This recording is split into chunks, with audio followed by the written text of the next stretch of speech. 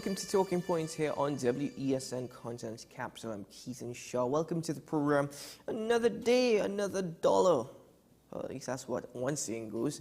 Anyway, it's a nice day in TNT. The sun is not too hot and the rain is not too heavy. It's just probably the perfect day for comfy, cozy talking point. At least that's how I'd like to look at it. Good morning, Sean Michael Small. Good morning, Keaton. I'm not sure if I ever would have associated cozy and talking points in the same... Well, it was reference to the fact that I prefer to be right now in my bed enjoying this not so heavy rain, not so heavy sun. So technically then, you know, talking point is the instrument that is denying you your bed. Precisely. So then how does that mean? Or more so the fact that after doing AM Prime I have to be here with you. It's just, I mean, it is... Give me a break now, Sean. Give me like a timeout now. Timeout. You got a timeout. There's a half an hour in between. That's enough time.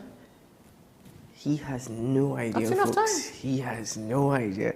He's got a surprise coming for him in a couple of weeks' time. Don't worry. Anyway, Sean Michael Small. Oh boy. How did you sleep last night? Did your East unit work? Let's not talk about my sleep last night, folks. It's quite a bit has happened both at home and abroad. So let's kick things off with the daily review.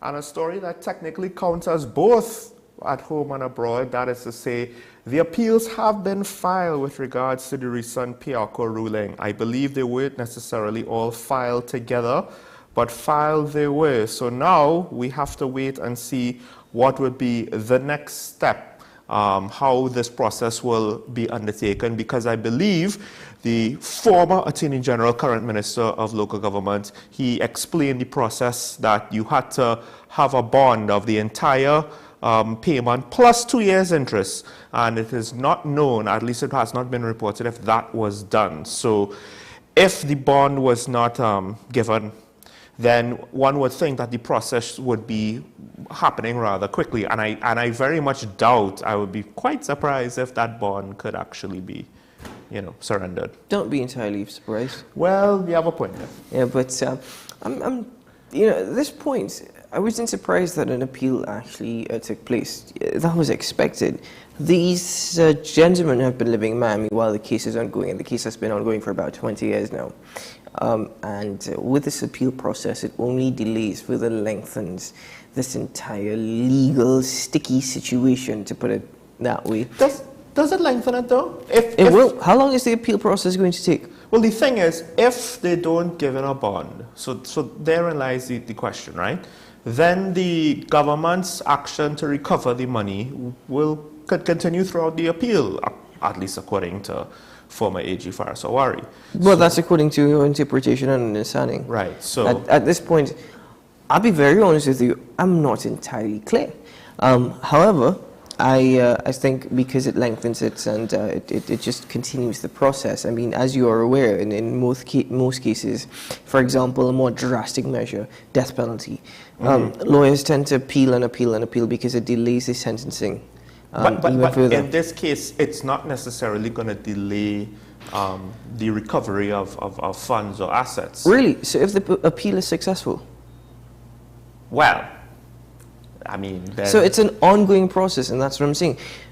Justifiably, they have every right to do so. Yes. But the real winners in this entire situation, and as I said last week, TNT, it's good news for TNT, any alleged criminal wrongdoing or alleged corruption should be investigated, and if found that there's evidence to suggest, okay, this did take place, okay, great, go to court. I mean, I'm so sorry it takes so long, but the thing is that given how things usually are, the appeal process could probably allow for Mr. Ferguson and Quaitong to just enjoy their retirement until the sun sets.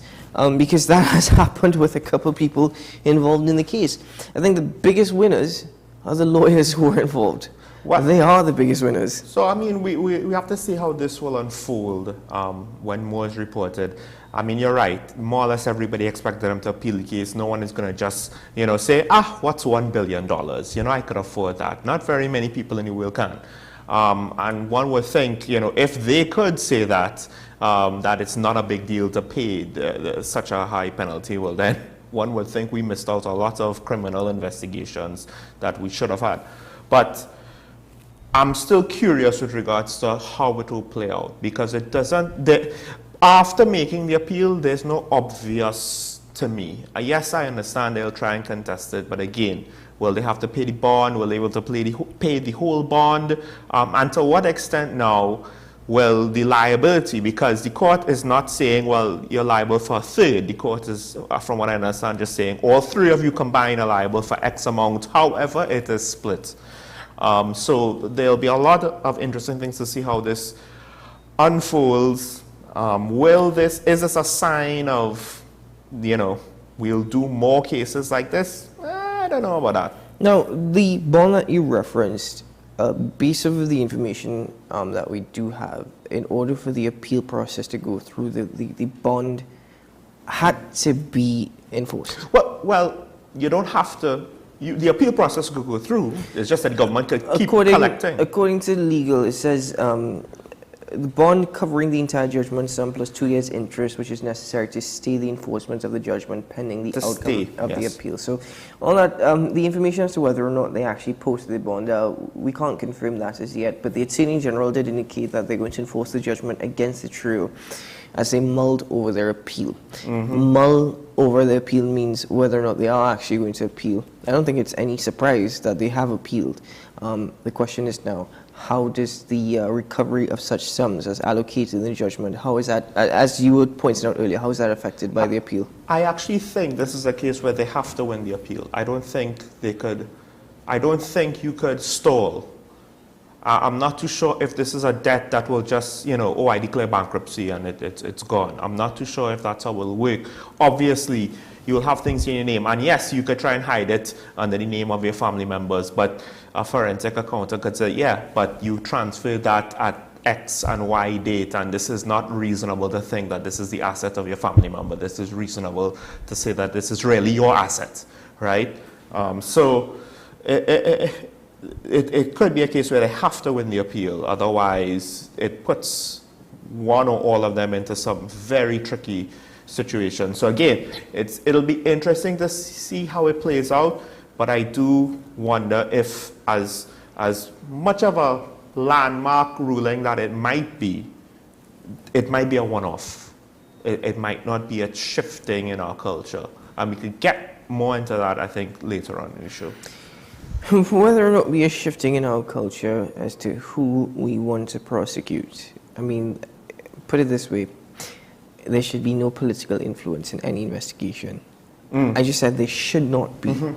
Whether or not there is, and I mean, okay, Malcolm Jones was defended till the very end, but the public, in terms of jury, has already spoken of Malcolm Jones in that particular case. He was defended very much by past and current PNM administrations, and so this is what I'm saying. If there is to be a shift in our culture as it relates to these cases and investigations, political influence has to be zero. It has to be done solely by those with the authority, mainly the Police Service of Trinidad and Tobago. I mean, right now, not just that, but also the DPP's office. You have to have that complete confidence. Well, the DPP's office is prosecuting based off of the evidence from the investigation. You have to have complete confidence that they could act independently. Right now, we believe that Roger Gaspard does so, but what happens when he eventually will have to give up his post, right? At some point, no system is foolproof, and you have to rely on the individuals, and you can't just rely on one man. No matter how great he is, he cannot stay in whatever post he's occupying forever. Anyway, let's move on now to another story. This is with respect to carry dock workers. They're saying that they've been served with layoff notices. By the way, this is entire confusion as to what is furlough versus layoff. There seems to be that confusion as well. But, I mean, both reports more or less imply that it's a temporary arrangement. They will be going home. One report basically says they will not be paid. They will be gone until about August. So I think it's, 3 months, right? And there's a stipulation that they are not allowed to seek to earn money elsewhere during the period. They basically have to go home and not get paid. And I'm not entirely sure how that works, but then now, again, one of the papers reported that the workers are claiming it is basically union busting. They are getting represented by the Seamen and Waterfront Trade Union, and they have only now been authorized. I believe the government recently bought the dry dock. They have now been authorized for this union to negotiate on their behalf, and they're claiming that this is getting in the way of any such negotiations because they have members who are in their 60s and 70s who don't have any sort of pension plans, and there are a lot of situations like that that they would like to rectify. Meanwhile, they're on furlough and can't earn anything because I believe management is saying, well, look, the financial position of the company is just bad. Okay, let's get this understanding. It's temporarily laid off, right? Well, furlough, that's for 90. No, well, this can't be furlough because it has to be in a sense. I don't know how the legality of this was temporarily laid off, because furlough means you're allowed to continue working once the transition is actually taking place. So I don't know if furlough and being laid off is the same thing in TNT, but generally speaking, as it applies to labor and labor laws, furlough means you're allowed to continue working during a company's transition. This is actually being laid off, but for 90 days. So how is that applicable? And they're saying that they're not going to be paid? Is that what is being stated according to the letter that they received? Yes, so I guess in this case they're using the version of suspension. And look, during the pandemic, I had friends who were furloughed from their job, right? In tourism and in tourism industry. I know a few people outside my family, and they more or less had to deal with the fact that not only were they not getting paid, I believe, right? I perhaps it could be up to the employer, right? It's not as though I have. Well, again, furlough means you're allowed to work while the company is going through a transition. But the point is too, it's like, look, you are not working for us right now, so. Yeah, I'm pretty sure you ain't getting paid. Could somebody clarify this for Sean and I? Is it suspension? What's the difference between being suspended and temporarily laid off? Like, I'm confused. Apparently, in some jurisdictions, it's suspension or discharge of a worker on account of economic conditions or shortage of work. So we saw it in the pandemic, and now this company, but according to Caribbean Dockyard, is saying. According to the workers, they will be temporarily laid off for 90 days from June 1st to August 30th. Mm-hmm. And they are now actually afraid of possible job losses, which I could understand, by the way. Yeah, that's the next step. Yeah, because if the company is saying that, given the financial situations and difficulties that they're in, economically right now, this has to happen. So, I mean, is this the first step to them actually being permanently? One of the things that was reported to have said is that the workers are pointing to other similar companies and facilities who I believe don't have a dry dock that's getting work to do maintenance on ships or something to that degree, something in that field. And the point is their own is not getting business, and the worker is questioning, well, why is it that the competition, like our neighboring competing companies, are getting business and we aren't? So, of course, that there could be a lot of reasons for the why with regards to an answer like that. One of the other things like to consider is that the floating dock was actually sinking. So infrastructurally, it had to be repaired. Mm-hmm. Now, Mr. Morris is making the argument that before the government acquired the dock, they should have been very much aware as to its conditions, as to its infrastructure, so that workers could continue to do their jobs while the dock is being repaired. I agree that, listen, as a businessman, the very first thing that I'm going to do is analyze my risk. In any business that you get into, there's going to be risk. But if I see that there's so much work to be done, especially as it relates to the infrastructure, I might think 3, 4, 5 times about it. So I understand that the government should have considered it. So the question that we should ask is whether or not they actually did. You know, because now that it was actually sinking, it means it was at a terrible stage. And now, because of the government having to repair it, in terms of the infrastructure, that's part of the reason why 90 days they should be home. Right, and isn't this a company that was recently just bought over? Not too long ago, yeah. Not too long ago. So now, what is the reason for that purchase? If you purchased a company in severe financial difficulty, I understand that there's always a social dimension where, look, you will try to keep a company open so that you don't lose your jobs. But in this case, if you're going to have to furlough employees within your first year, you're not really achieving anything if that was the motivation. I don't know if because they own the dry dock, maybe perhaps there was something about the capabilities that we needed either for the ferry or for the Coast Guard. The other side of it too is that according to Mr. Morris, workers are beyond the age of 65, even in their 70s, and they continue to work because prior to the government's acquisition, they never had a pension plan or retirement security. Crikey. So all that's up in the air. All that's up in the air, but this is not like other situations where maybe I could speculate by reading some of the tea leaves on how they communicate. You could see explanations for both sides, and we haven't necessarily heard much.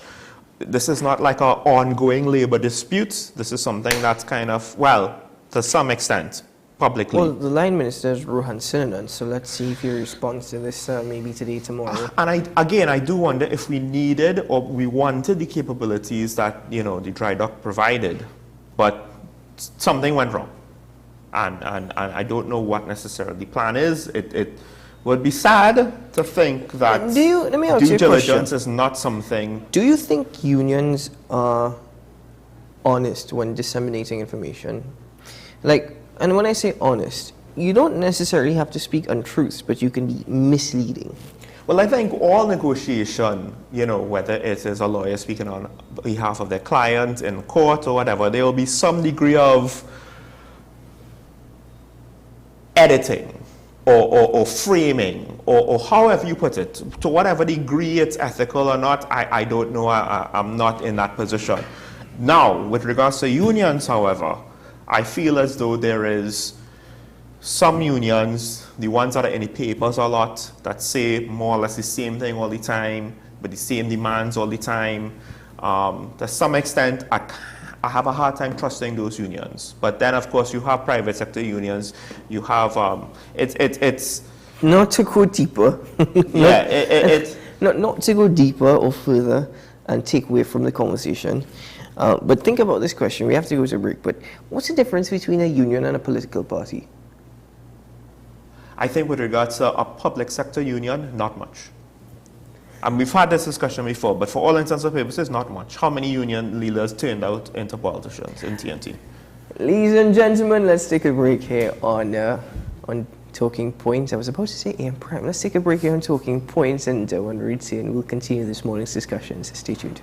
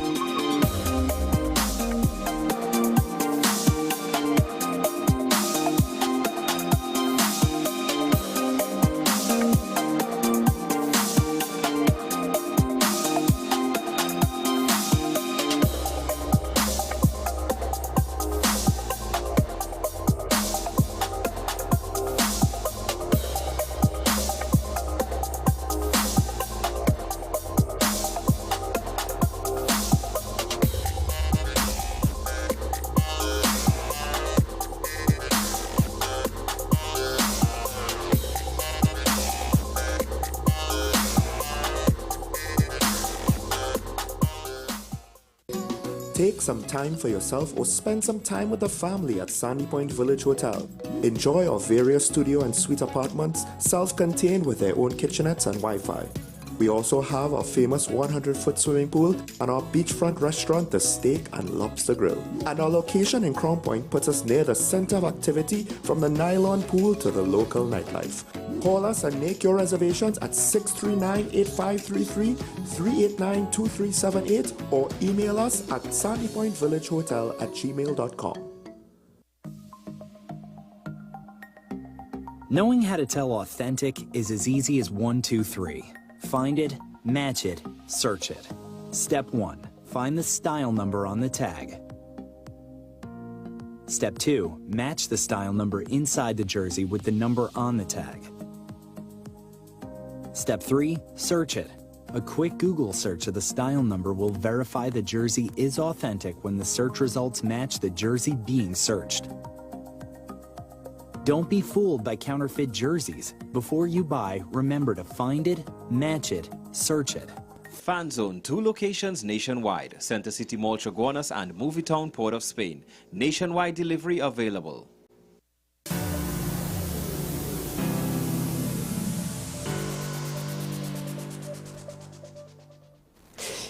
Welcome back to Talking Point. Actually, Sean and I were just looking at something that Well, I was listening. You were looking. Sure, yes. It was more or less audio. But we were just actually taking a look at it. Hopefully we can get that video to show you in a bit. We're trying to get to that. But up until this time, we just want to now get into a rather disheartening story. It was breaking news yesterday morning coming out of Guyana, where at least 20 individuals have passed away from a dormitory fire in Mahina, Guyana. We have a video of this report. It's time to cue this.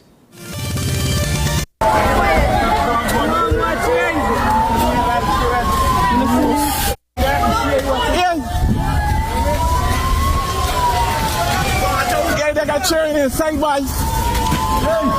Hey, they got cheering inside, boys. They got cheering in the back room. They got cheering inside. No, inside. What y'all think inside there? Oh, man.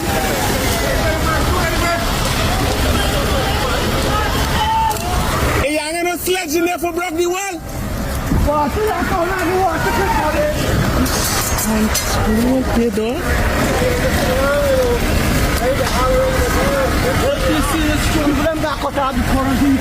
I don't deal with the current half, the current on the half. The current half.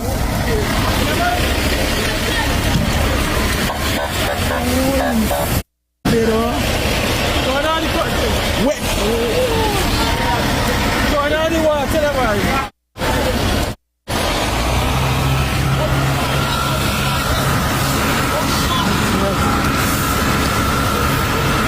but what y'all doing, boy?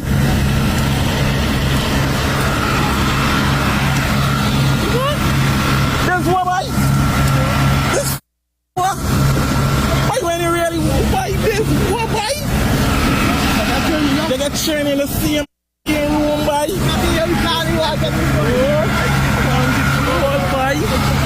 When you want these ass that don't make no sense.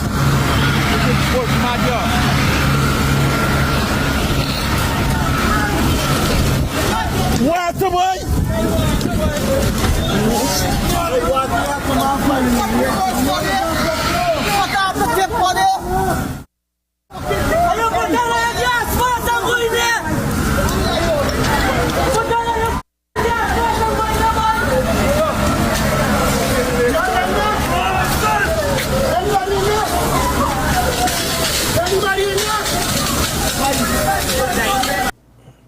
Again, it's with a heavy heart that we have to report on such tragedies. The government in Guyana have issued a statement. Cabinet has extended their condolences to all the families who would have lost these children. It's a dormitory at a secondary school in the town of Madia. I actually pronounced incorrectly previously.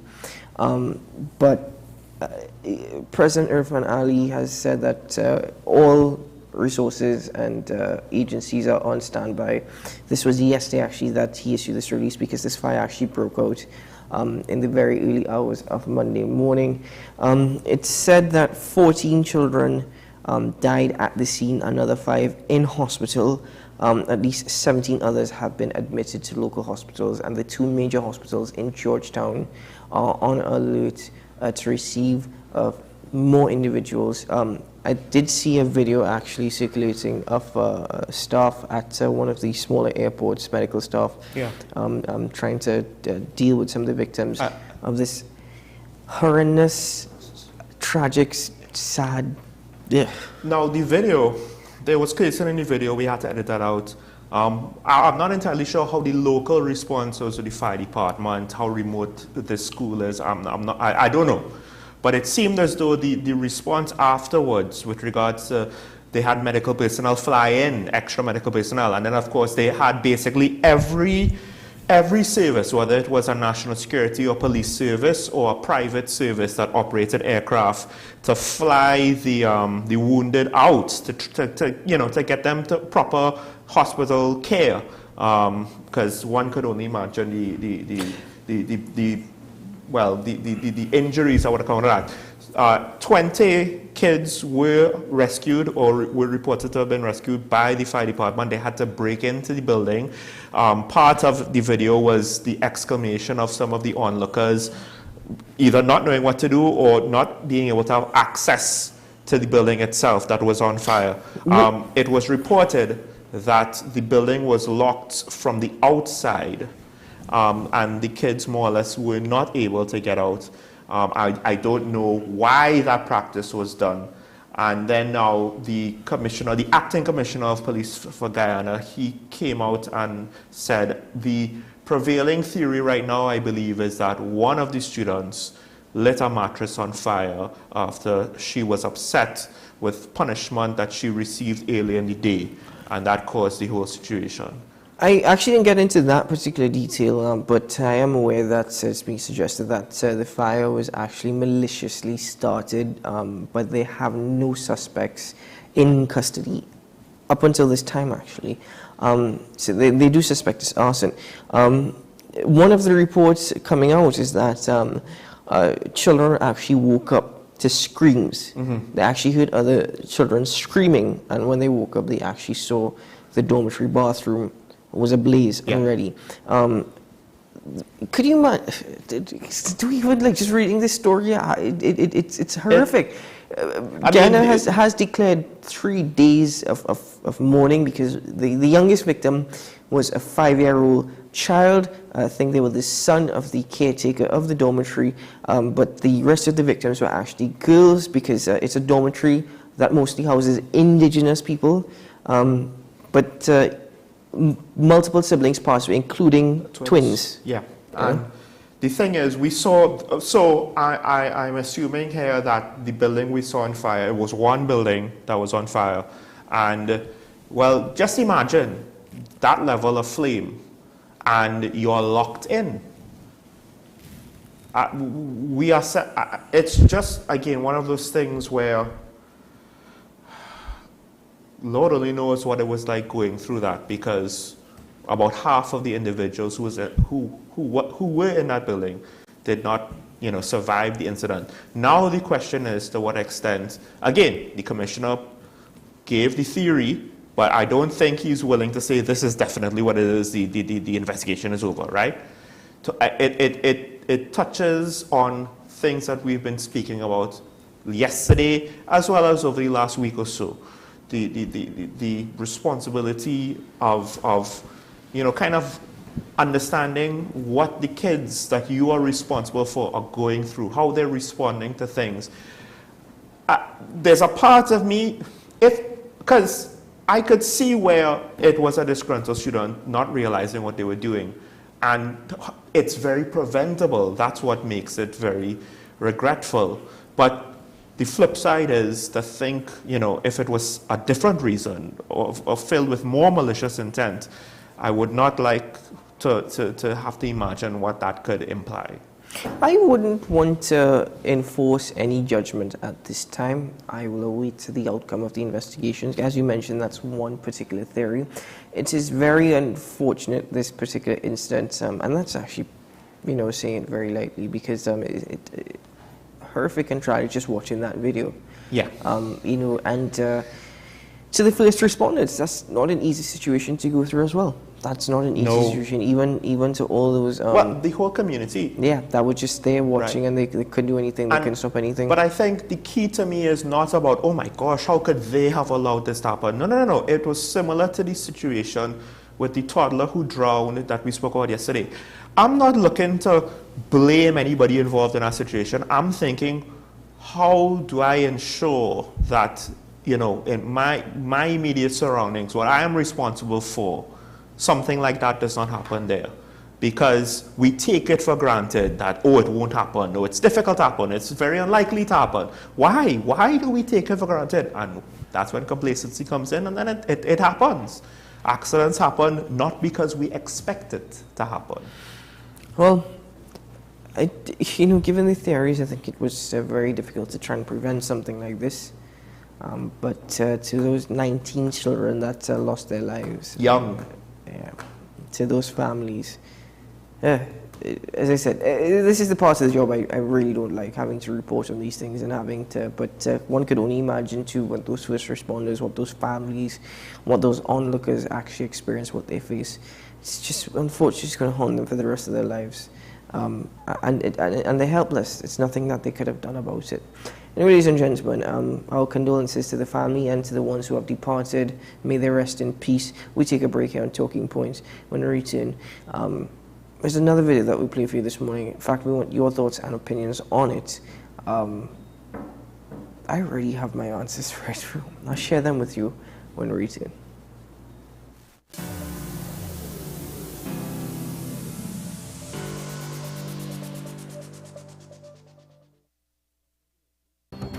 The issue, the continued rise in the price of flour and its impact on the cost of living in Trinidad and Tobago. How should we go about it? I want to ask you, what has been revealed to you about the state of vulnerability in the country because of this exercise and because of what we're going through? Is the government losing the war on the vaccine front? The discussion should revolve around the common good for the greatest number of people in Trinidad and Tobago. How do we inculcate a sense of respect and regard for people who may not be of your own political ilk or persuasion?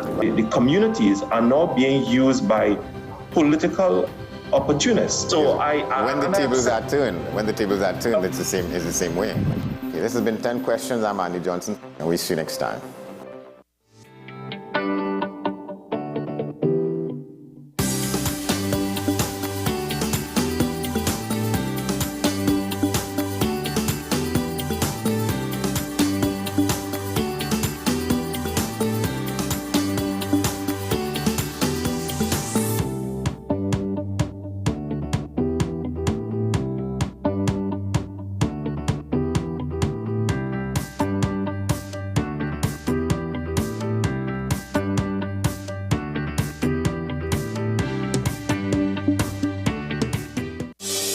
Join me, Dr. Nalini Kokaram, on What's Up Doc, where we discuss all your burning questions concerning health. Trinidad and Tobago is among one of the highest risk group of patients that develop this form of genetic breast cancer. What I'd like to take home from a short interview like this, screening. You must screen. Because it's silent. It's silent. Yeah. And because it's silent, you don't know it's there. What's Up Doc, every Tuesday and Thursday on WESN, Content Capital. The MG showroom has an SUV for your personality with multiple features that will have you driving in comfort and style.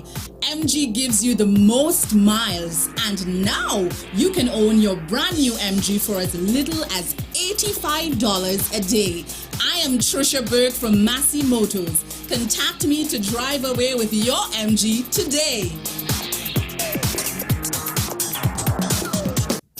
No North Coast Jazz and Heritage Festival.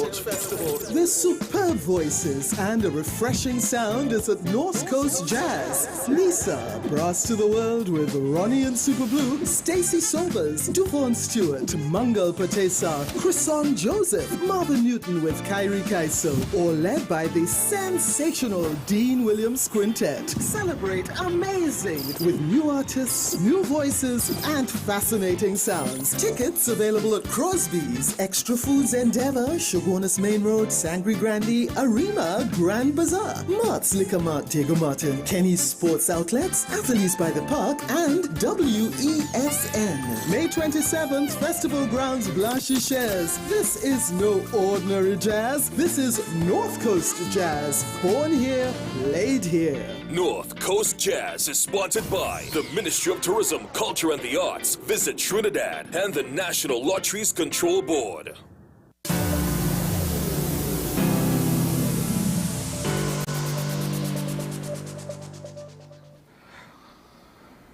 You know, yesterday when we welcomed the Trans-Tobago Police Services Ambassador, Acting ASP Ashraf Ali, we were constantly speaking about the relationship between the TTPS and the public, whom they serve. Now, the TTPS has a job to do, which is to enforce law and order, and we must admit, many a times that does not take place. At least we don't see it taking place. I gave one example of my experience on air yesterday.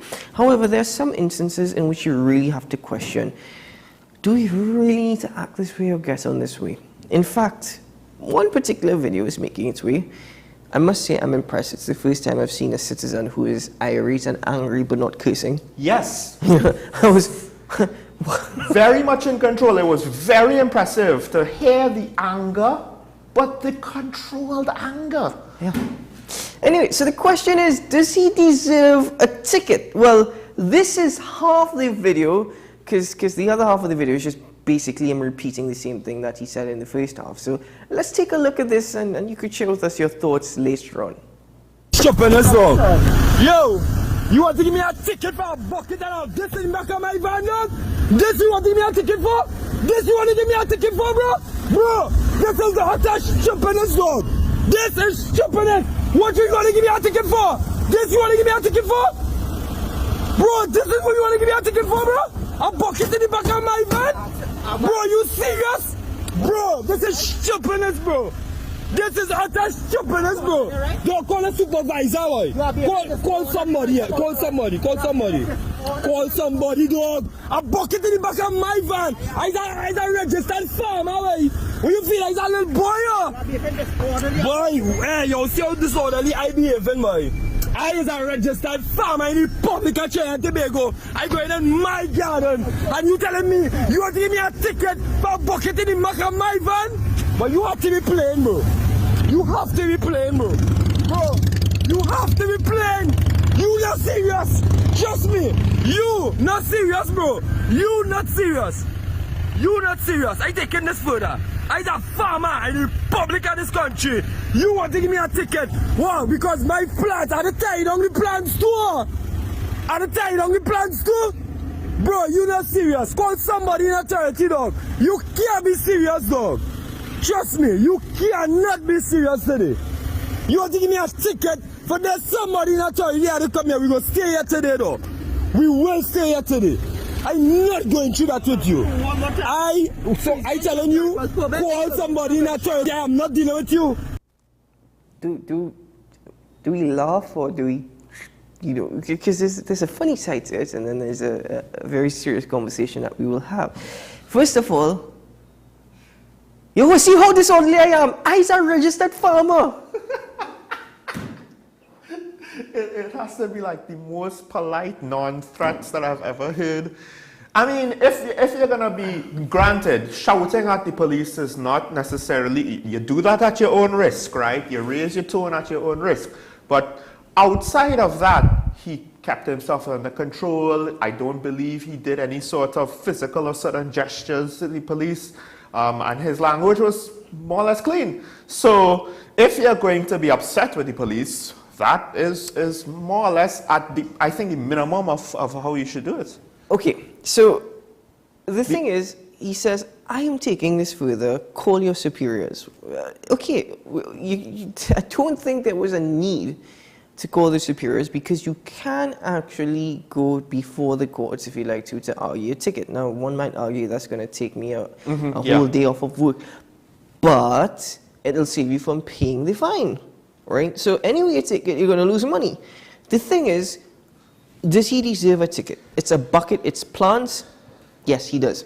The thing, actually, it's not the plants or the bucket. It was, I believe it looked like a pump or a motor. Well, he was speaking specifically about the bucket and the tickets, which makes me assume, again, we're only basing on all of this that we're speaking about off of the video, that he was receiving a ticket based off of the police officer saying that the bucket and the plants are not secured. Now, the first step is the Trans-Tobago Police Service should have actually allowed him to secure it if he was able to. If he could not secure it, which again I'm assuming is what happened, then yes, he deserves a ticket. I'm sorry, I'm not going to argue for the individual and say, oh my God, the police are being so hard on individuals in tough times, as a farmer, give him a break. No, because what's going to happen if a gust of wind comes and that bucket flies off from the back of his van? Right? Because the bucket wasn't even full. It didn't look like, probably had water in it. But still, I'm just saying, what if that happens? That could lead to a tragic accident on the road. That could probably lead to innocent people losing their lives. So yes, he deserves a ticket. I think the issue is, because the TTPS does not constantly enforce such laws, at least based off of what I'm aware, then that is where he's taking issue. You know, you don't always do this. You don't always enforce laws. And you leave worse situations, you let them go by. So that is probably one of the bigger things that irritated him. But does that make it justifiable or give him any excuse or reason for actually, the thing about it is, if it is common practice to show more discretion and to potentially allow worse infractions, right? One could make the argument, I believe that is a potential legal argument to make. It's like, why is the standards now all of a sudden changed just for me, the standards that are practiced? Because you yourself said, they are not practicing where we enforce everything. And in fact, the ASP, Media Ambassador Ashraf Ali, he has said, the public isn't necessarily ready for licensing officers and police officers to basically say everything is going to be enforced. I can't agree with you. I understand where you're going, but I can't agree with your argument, because enforcing certain standards versus enforcing a law are two different things. That's hold on. That's, again, we're basing it off of the video because we don't know what transpired before this registered farmer decided to turn on his camera and start filming. And we don't know what happened afterwards, right? We're only going based off of what we know. But to me, that seems to be a police officer who's actually doing his job and enforcing the law. Well, right? If other police officers, which unfortunately, you know, always categorizes the TTPS, if other officers fail to do so, enforce law and order, that's on them. It seems as though he is doing his job. And I agree that he was very much, if he was given, he should have been given the option, secure it. Do you have a rope? Secure it, right? It doesn't matter if your farm or your garden is five minutes away. Between here and there, that distance, something could happen. If it is that you can't secure it, you have to receive a ticket, because to a certain extent, that's negligence. So yes, I think he deserves a ticket, but I also believe that this needs to be enforced throughout Trans-Tobago. All laws needs to be enforced throughout Trans-Tobago. Well, again, are we ready for that? Are we prepared for what that means? And I don't think so. First of all, you know what that means? That means PH taxis got to go, right? But we can't do that because we don't have the transportation infrastructure to replace them. So that alone more or less stops the theory of let's enforce all of our laws as they are on the books, hard and fast, no exceptions, no wiggle room. Already we're gonna run into, and I'm sure that's not the only situation where it's just not going to be practical. Now, is it practical to enforce this particular law to this extent? One could argue yes. One of the comments is, what if the bucket did, you know, fall out of the tray and damage a vehicle? Now, in my mind, I would think, if all we're talking about is property damage, right, I'm willing to say, look, and if that happens, now he's liable for the property damage. If it was something where there was a greater risk of injury or harm to people, well, then that's different. It's like, you can't just say, but there is a risk for that. okay, I'm so sorry. I'm not going to play it off a plate lightly. There is a risk. Because should that have actually flown off, let's say it flies into somebody's windscreen and they lose control because of they just simply startled, well, true. What's going to happen there? Are we going to say, no, we're not going to say that. We're not actually going to say that. We will condemn the wrongdoing of the farmer, which is why it is a preventative measure from the TTPS. You're asking me, are we ready to enforce all laws? That example of PH taxis, very interesting actually, because the Ministry of Works and Transport for the longest while have said they're putting in the legislative frameworks to ensure that PH taxis could continue operating. You have local government corporations actually drawing taxi stands and painting taxi stands when PH taxis are not recognized by the law. So that's a very interesting argument, but are we prepared? It's not a matter of that, you know. It's because for the longest while, people have gotten away with it, not because they believe they could get away, but it has been proven that many instances the TTPS don't care. I've seen police officers at junctions and individuals deliberately breaking the lights and they're not doing anything. Because of that mentality and because of what we experience, people in Trinidad say we could get away with anything. Well, there's actually another reason why ticketing, people get away with it, and that's a logistical aspect that I don't think I could share on air that we were told.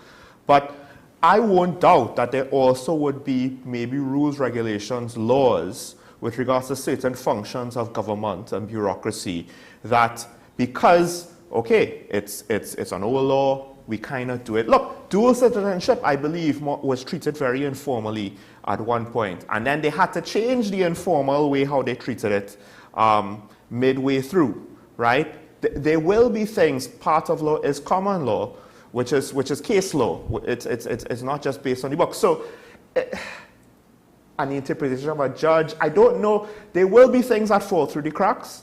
Now, Sean, okay. Before you get so far into it, simple things, for example, parking on the Eastern Main Road, or parking on any main road for a matter of exactly. fact. That should be enforced by the Trans-Tobago Police Service. The argument we've heard is, who tell them to put all them commercial buildings there? Listen, they have parking slots available. Hold on. They have parking slots available. Trainees don't want to pay $8 an hour, so we'll park on the main road. The TTPS needs to now enforcing it that you should not be parking on a main road. Littering. My goodness gracious me. The TTPS can't be everywhere all the time. But when you see people littering, even on the highway, you see people putting on their window and throwing things out the window. You see that happening. And there are TTPS officers on the highway and nobody does anything. So enforcing things like this needs to happen in TNT. So the flip side again, and maybe this will help with this next problem, when you see police officers ignore things willfully or aid and abet. As you have pointed out one example, I think when we were out in public, you and I together, we witnessed at a time when bars were not supposed to be operating, people drinking in a bar, when you're not supposed to be drinking in a bar, opposite a police station. We witnessed it firsthand, in the middle of the day. Not only opposite the police station. They had police officers inside the bar. Officers inside the bar, yes. So perhaps if it's a zero tolerance policy, then it will cause officers to have to take things more seriously.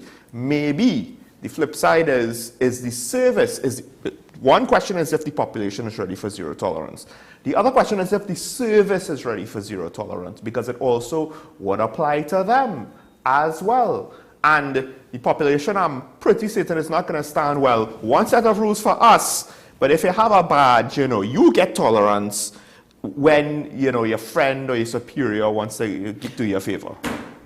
Consistency is absolute key. So I can understand why this farmer felt as though he was being targeted. But I am sorry, partner, registered farmer of the Republic of Trinidad, I cannot defend you. I will not defend anything that I will see as negligence that could lead to potential disaster. Given the amount of officers that were there, and I could be wrong, because as much as you see one officer per vehicle sometimes, and then you see another police car packed, 5 officers stuffed in there like sardines, right? I was wondering if perhaps this was an exercise and they had a quota. And it would not be the first time that you've heard of such There is a possibility of that taking place as well. But even if there's an exercise and they have a quota, the man is not unjustifiably receiving a ticket. Right? So it's not unjustifiable for the ticket he's receiving. So there was no need to actually get on in that matter. Might I say, though, it is a lot cleaner than what we've experienced or witnessed previously with respect to how some people in TNT get on. Depending on how social media goes, that literally could be the meme of the year. I's a registered farmer in the Republic of TNT. You want to give me a ticket for a bucket in the back of my van? Because there will be people who are saying, is like, yes, children are being killed, but let's give a man a ticket for a bucket in the back of his van. But I will simply say part of the issue to resolving our bigger problems is starting with the smaller bits, and that is enforcing all of these basic laws. Parking on the main road, blocking people gate, urinating in public. I think parking laws, urinating, right? Yes. All of that, even enforcing laws as it relates to music and all these commercial loud noises, loud noises, all these simple little things. You see, I think if the TTPS were, some of these officers need to understand, if you were to try and enforce these little things, it could probably, and I hope at least a greater discipline, which can help with a bigger problem. You know, your stepping stones. But beyond that, brother man, no need to get on in that manner or raise your voice or shout or do all of this and all of that. The raising the voice, that was still a risk. Yeah, and you see this thing about, I taking this food out, where's your superior officer, call your superior and whatnot. Brother man, receive your ticket and go to the nearest police station and speak to the senior in charge of the police station, right? And if need be, go to court, because whatever it is, even if you lose a day's work, whatever, you either pay the ticket or you lose a day's work, whatever it is, you're losing money.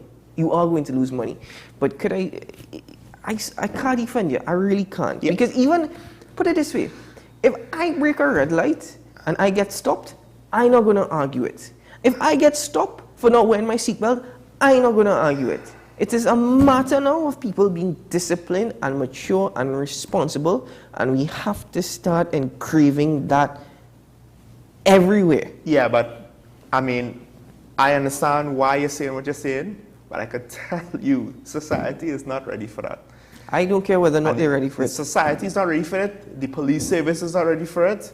The politicians definitely not ready for it. No, why should it affect politicians? Enter the TTPS and the operations of the TTPS is separated out of politics. It's supposed to be. Isn't it supposed to be? The point is, I don't care whether or not people in TNT are ready for it. For too long. At the end of the day, between PH taxis and the Eastern Main Road, those two examples are also examples of the fact that the police have to stand down. It seems as though illegal entities are being legal. The point is, before we go to news, because we've gotten away with it for too long, we feel righteous. Entitled. We feel righteous entitled. We can't do that now. We get it away for it too long. And to a great extent, it's the fault of the TPS. It's common practice, so we are entitled to do it. Why are you bothering me? And unfortunately, it's going to have to start like that if you want something like this done. Well done to the officer. Maybe you, the viewers, can share with us your thoughts and opinions. Am I being harsh? Am I being ridiculous? Let me know right after News on the Hour.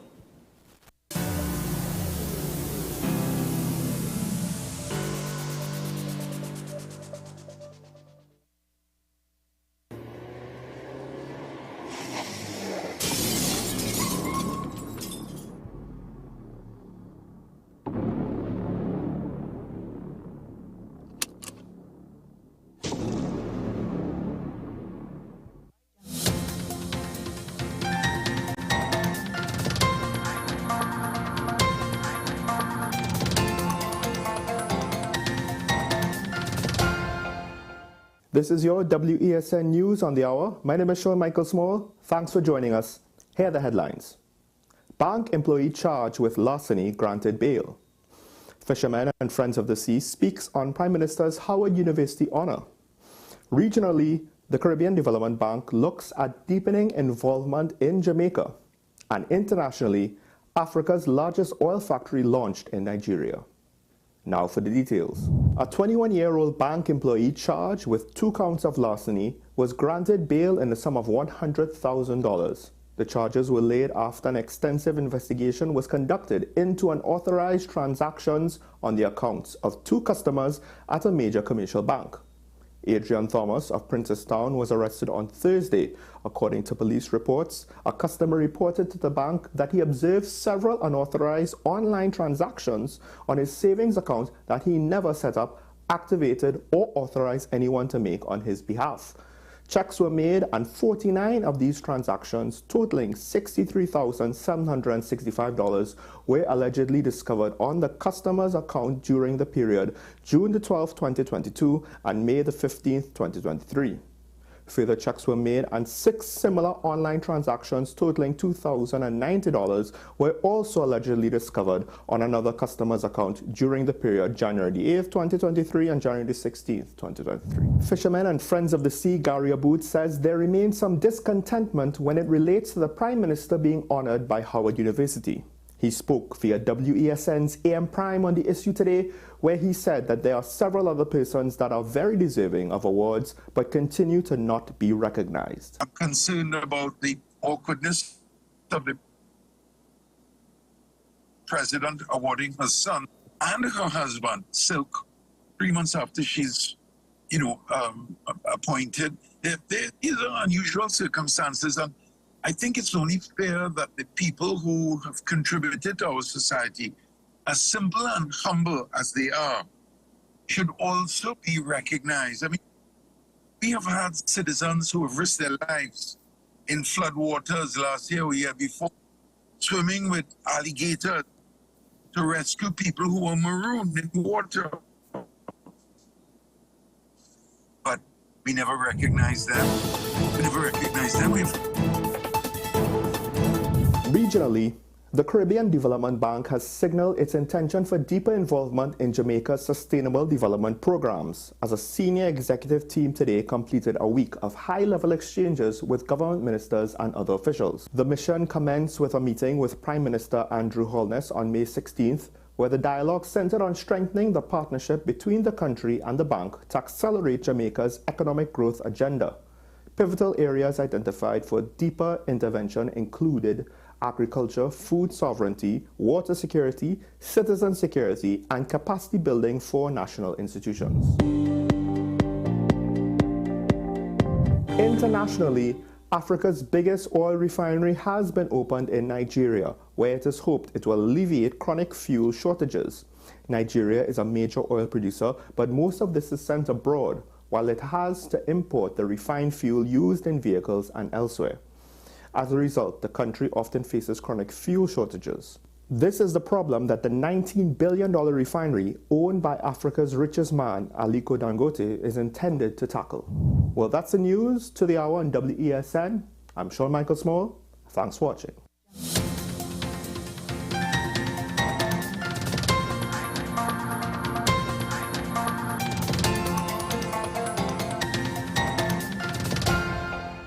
Hey beautiful people, Stacey Sobas here, inviting you to join me and a star-studded cast of artists for North Coast Jazz 2023.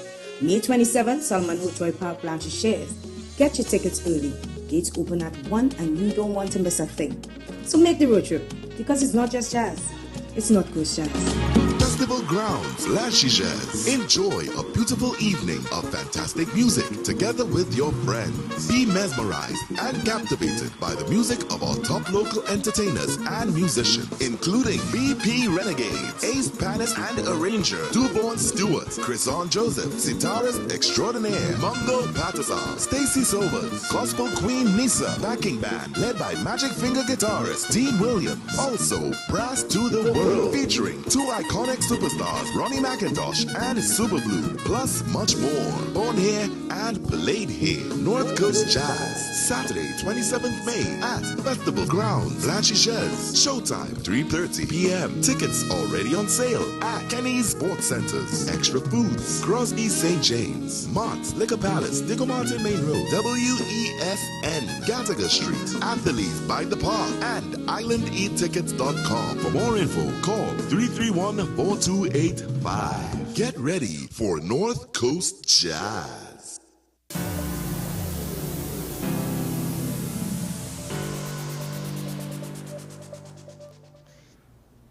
Welcome back to Talking Point here on WESN Content Capital. What happened? The conversations are fair, folks. It's a good thing that you can't hear them. That's all I Well, we're have not to say about entirely that. sure. I mean, if our That's all I have to say about that. If our directors So just open them phone lines, Keaton. Open them phone lines, please. All right, ladies and gentlemen, you can call in and join us on Talking Point now, 623-9376. That video that we showed earlier, does he deserve a ticket? Share with us your thoughts and opinions. In fact, as we open up the phone lines, let's play this video one more time so that we remind you of precisely what we were referring to in our previous conversation. Let's play this video. Stupidness, dog. Yo, you want to give me a ticket for a bucket and all this in the back of my van, dog? This you want to give me a ticket for? This you want to give me a ticket for, bro? Bro, this is the hottest stupidness, dog. This is stupidness. What you going to give me a ticket for? This you want to give me a ticket for? Bro, this is what you want to give me a ticket for, bro? A bucket in the back of my van? Bro, you serious? Bro, this is stupidness, bro. This is utter stupidness, bro. Don't call a supervisor, boy. Call somebody here. Call somebody, dog. A bucket in the back of my van. He's a registered farmer, boy. When you feel like he's a little boy, yo? Boy, hey, yo, see how disorderly I behaving, boy. I is a registered farmer in the Republic of Trinidad and Tobago. I go in my garden, and you telling me you want to give me a ticket for a bucket in the back of my van? But you have to be playing, bro. You have to be playing, bro. Bro, you have to be playing. You not serious. Trust me. You not serious, bro. You not serious. You not serious. I taking this further. I'm a farmer in the Republic of this country. You want to give me a ticket? Wow, because my plants are the tied on the plants too. Are the tied on the plants too? Bro, you not serious. Call somebody in authority, dog. You can't be serious, dog. Trust me, you cannot be serious today. You want to give me a ticket for there's somebody in authority here to come here. We're going to stay here today, though. We will stay here today. I'm not going through that with you. I telling you, call somebody in authority. I'm not dealing with you. Looks like he was at a T-junction. He probably shouldn't have stopped there either. Just saying. Anyway, we have a caller on the line with us from San Fernando. Good morning, caller. He was stopped. Morning, caller. Good morning. You know that situation there, and you need to have SPRE this. Sometimes police officers are sent out there with a quota, and I feel that gentleman was caught up in the quota system as I get a ticket, because that could have been sent away with a warning. That's a normal thing with farmers, normal stuff, or they could have made him put the stuff inside it, because he alone in that van. He could put the stuff inside the van. But as I said, there's a quota system. However, well, caller, we probably also need to recognize the possibility that he was given the warning. In fact, he was probably asked to secure it, and if he didn't secure it, that's probably why the ticket was issued. Possibility. I would leave that alone. Let me get to my point. Mm-hmm. That issue that you talked about this morning, Keaton, with the carry duck issue. Mm-hmm. The carry duck was acquired by the state to be part of the national transformation in the marine sector, where they would talk about the transforming the economy in 2020. That was part of the big selling point for the election. I don't know if you all remember this. And they formed a company called the National Marine and Maintenance Services Company. And that company is the company that's not carried out. Since then, there has been nothing done in the marine sector. I don't know if you remember, they talked about this big dry dock in Labrador. That was all part of the transformation. And nothing has happened since then. Mm-hmm. And I think the government acquired that carry dock facility not for no transformation, but because they did not want that to go the way of some other private entity. Therefore, they bought that, because that is a very strategic location It's over 50 acres they have down there, you know. It's a strategic location. It's deep water. They have what they have been doing is nothing there. That dock has been deteriorating and deteriorating and deteriorating. Yep. And the expertise that dock had, you see those 60 and 70-year-olds, and as they leave, the expertise is going to disappear. And that is my fear, that the knowledge transfer is we're going to lose that, and that facility is going to go the way of everything else that the state tries to put their hand in that they don't understand. Thank you. Thank you very much, caller, for your contribution. 623-9376. The one phone line is working, so it's a call. Once one call ends, actually, you'll have to call in to get your opportunity to contribute. But valuable point, the transformation of knowledge and information and experience. Once these individuals leave, what's going to happen to Carry Dock? Because we already had something like that. It was a caller referred to that happening with regard at Paria Heritage. Arguably something that happened with the ferry service, and one of the first big situations that this administration had to deal with was when the ferry service collapsed within the first 6 months of their tenure. So I could see where it is strategic, because that did cause a lot of economic harm. We might not have seen it, and we might take it for granted that it was resolved eventually, but... Yeah, caller left, that's from El Socorro. Good morning, caller. Yes, good morning, gentlemen. Good morning. You're right, Mr. Shah. I mean, we don't know really what were the facts behind that bucket episode. He could have been warned, he refused, and then he threw his tantrum. But generally, laws in this country are not enforced at all. I mean, that is why we are in this chaotic disorder. Simple laws are not enforced. Right here on El Socorro, there are signs there in El Socorro. It says offloading goods from vans within certain hours, but that is not even paid attention. Yes. You have vans offloading at any hours to the retail outlets here in El Socorro Road. It's just chaos. I mean, Eastern Main Road is chaotic. And you know what? You go to America, you go to Canada, and you go to European countries, every law is abided by citizens who reside here, who visit it.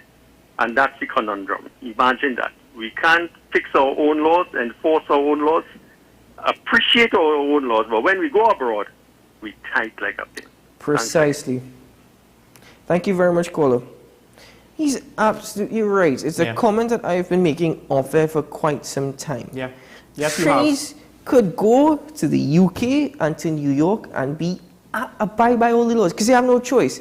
Because part of the reason is the police service, especially in the UK, is a lot more strict as compared to the police service down here. Right? There's speed limits of 20 kilometers in some zones. You think a trainee could drive in a 20 kilometer speed zone? But I think a part of it is, again, you don't have the sense of entitlement, right? And you have higher expectations for everybody around you and yourself when you go there. But down here... Because we're in foreign. Because we're in foreign, yep. Call on the line with us from Chagonis. Good morning, caller. Hello? Hello? Hi, good morning. On here. Morning. Good morning, gentlemen. Good morning, Professor. The last caller stole my thunder. Saved me from having to spit in the wind again. As I always have told you all, the problem in Trinidad, all the problems we have, is a matter of law and order. All laws are to be enforced. Yes. You choose the one fellow who enforces the law and lambasts it. If you say go to the court, that is the legal position. Precisely. If you want to query it. And that is what you should be doing. Dealing with the fellows who are not enforcing the law. Like when your advisor come on there and I bring out endless cases where the whole public could see that they're not enforcing the law. He find all kind of reasons not to enforce the law. And that is the problem. Any questions, gentlemen? Professor, do not spit in the wind, save it, because we're not entirely sure with our water distribution system. You need to keep hydrated. So deal with all that. Why you think the water distribution system is how it is? It's for the same reason, not enforcing the law. I hear you. 20 years ago, it was determined that half of our water leaking out because the pipes, because the old cast iron pipe have to be replaced. Not to go and find leak and patch them. They have to be replaced. And instead of they using washer staff to do it, they give it out contracts to their partners. And the whole thing busts, and you could see those pipes park up all over the place. Yes. Those are the problems, Yeah. not enforcing the law. All right, Professor, thank you. Have a good day. Some people got to see the sweet side of Trinidad. And it's also heartbreaking, the fact that they've seen the evolution of how TNT has, what it was to what it has become. And I still think we have some sweetness, and we could be even more sweet. But The irony is, not only do we have high expectations when we go to foreign, but when foreign comes to us, somehow, at least some of us, not all, could have high expectations for ourselves as well. Well, there's one individual who went viral on social media because apparently he had a thriller of a time in TNT. Some of the things he was saying was like, what part of TNT did you visit?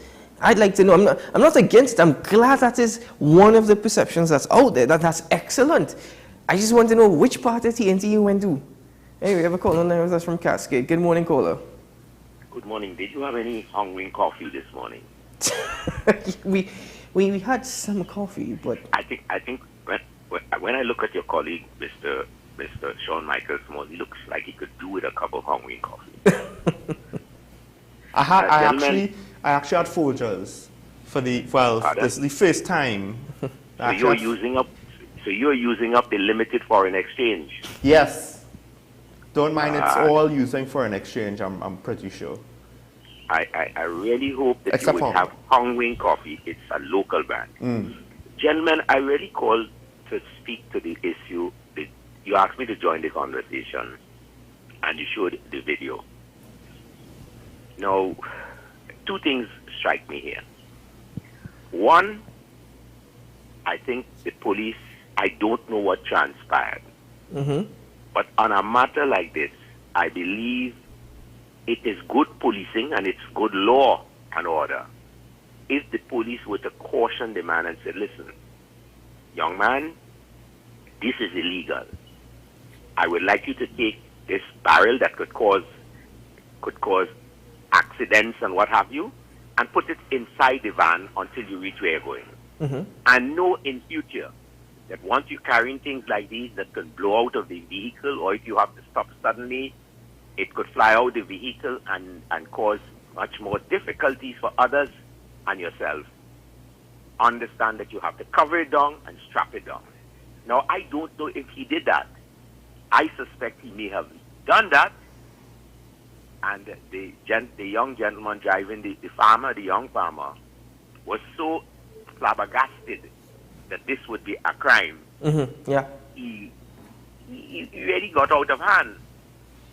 And so the question is this a lesson for him and others? So just maybe God is intervening here. The Almighty God that people don't seem to respect these days with all the bloodletting. This incident must teach people not to carry things in the tray unless it is appropriately strapped down. That's the law. Yes. Unless, of course, he bought the license and therefore do not know the rules and regulations governing the carriage of things in the tray of a vehicle. Yes, that's another point, yeah. Which is another point. Maybe the licensing office should invest some of the lot of revenue they collect into a proper ongoing education program on WESN. Thank you, caller. A good day. Certainly. We'll get you on a cup. All right, take care, caller. Bye-bye. The irony, of course, is as much as I was debating the point with you, I am the one that said, well, you can't have things like informal breaches of the law, status quos that are allowed to exist, because just what the professor said, what Cascade said, what the caller before the professor said, it is what it is. But I do find it was quite entertaining. It was a rather entertaining video, actually. It's just, you shout at the police at your own risk. So actually, the one thing that I do have to give the officers kudos for is the officers also did not escalate it further as the tone rose. Right? Part of that could have also been the fact that he was aware he was on camera and his badge number and all was being displayed. We have seen officers react, yes, poorly. But give the credit where the credit is due. The officer did a good job in my eyes. I'm not defending this man at all. Even if there was a quota, it's not unjustifiable that he got this ticket. Call on the line with us from Santa Cruz. Good morning. Good morning, gentlemen. Good morning. Good to see you guys. Yes, Sean, maybe you should have some Hong Wing coffee made in Trinidad and Tobago. Right there. I used to smell it on my way to school. Gentlemen, this situation with this police officer and this young man, first of all, kudos to him for not cussing and carrying on, because I was listening and bracing for my ears to be blessed otherwise. So kudos to him for not cursing and carrying on. And as the previous caller said, it would have been good to know that perhaps the police officer did give him a warning prior to writing the ticket, so we don't know what led up to that. Mm-hmm. But good common sense should have prevailed to see that, yes, things can happen. You could be driving fast, stop quickly, bucket fly out, hit the car behind, etc., etc., etc. So all of that is good common sense, and kudos to the officer for giving him a ticket. Sorry for him not knowing that he could go to court and fight the ticket instead of prolonging the situation on the street. And I agree with Keaton that it's time for change. Sean, I'm sorry that you seem to be on that side of it will never change. Because if we stay in that position of it will never change, it wouldn't. And somebody has got to stand up and be willing to start making change.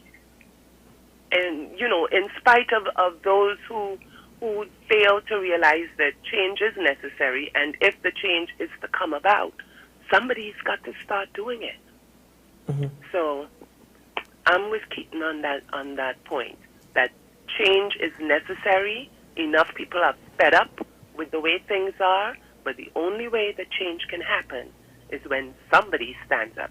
And the reason people go to America and everywhere else and behave themselves is because systems exist over there. Yeah.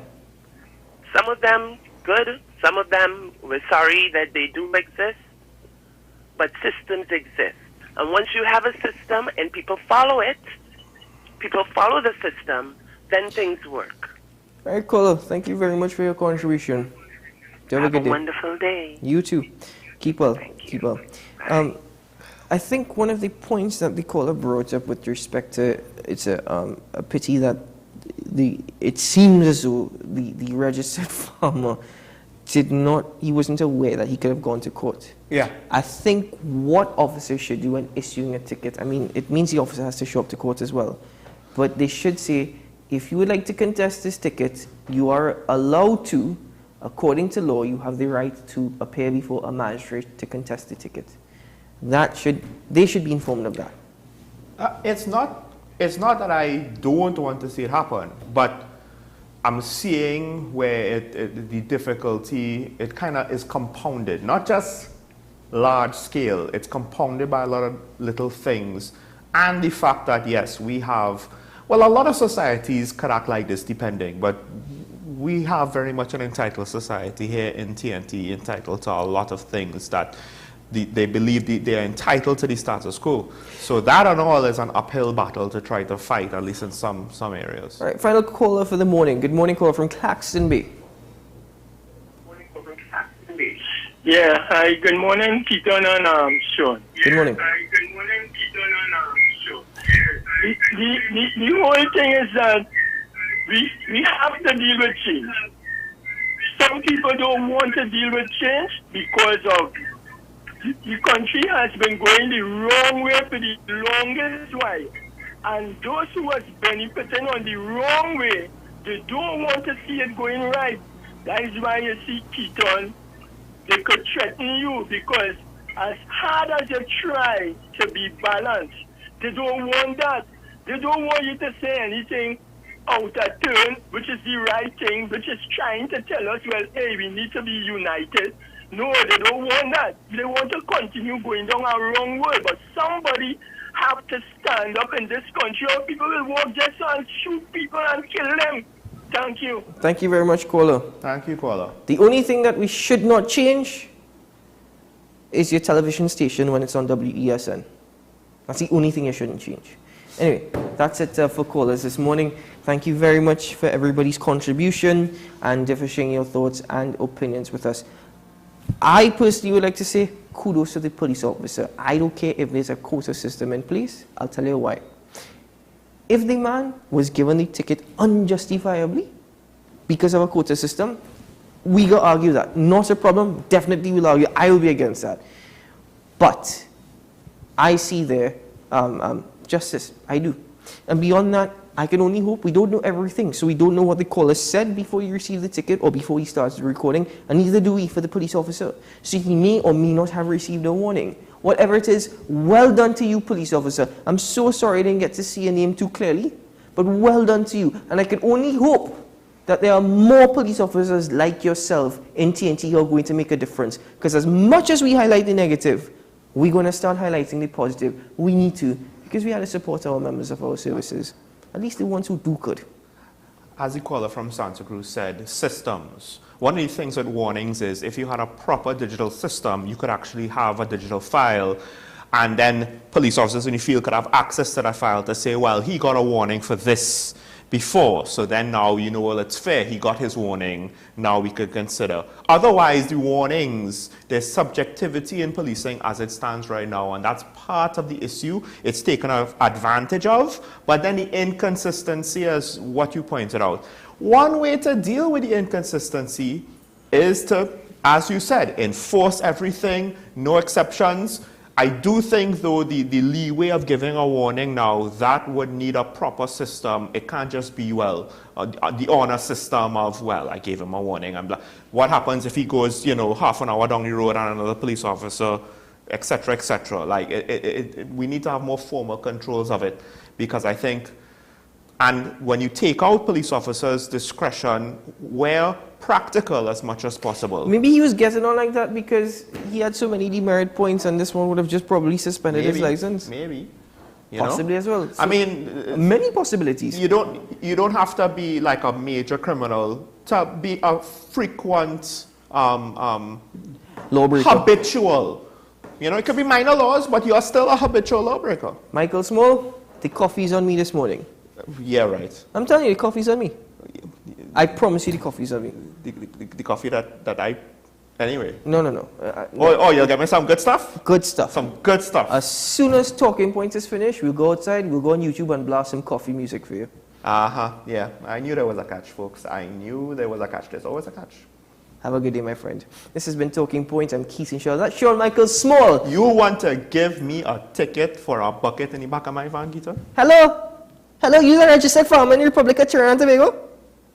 I don't even know what that means, actually. You don't remember from the video? No. As in, you want to see? What is the credentials? What is it like? You know, it's like, I'm the commissioner of police. Well, I'm a registered farmer. I would like to know what exactly, you know, that means.